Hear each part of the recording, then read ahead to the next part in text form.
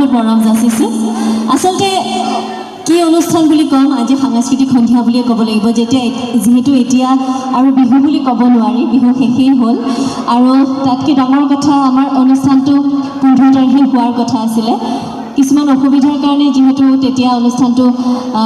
পাতিব নোৱাৰিলে মোৰ অকণমান বেয়া লাগি গৈছিলে কাৰণ আপোনালোকক লগ পাম বুলি বহুত আশাৰে বাট চাই আছিলোঁ যেতিয়া ভাইটি ভণ্টিসকলে ইমান ধুনীয়াকৈ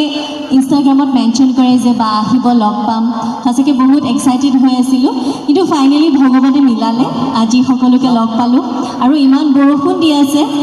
তেনেকৈ পেণ্ডেলো নাই ন চবতে তথাপি ৰাইজে ইমান ধুনীয়াকৈ মৰমতে মোৰ বাবে ৰৈ আছে তাৰ বাবে বহুত বহুত ধন্যবাদ বেছি কথা নকওঁ অনুষ্ঠান আৰম্ভ কৰিবলৈ লৈছোঁ যিহেতু এইটো বিহুৰে অনুষ্ঠান আছিলে গতিকে বিহুৰে আৰম্ভ কৰিছোঁ এইটো হুঁচৰেৰে সকলোৱে সহযোগ কৰিলে ভাল লাগিব কৰিবনে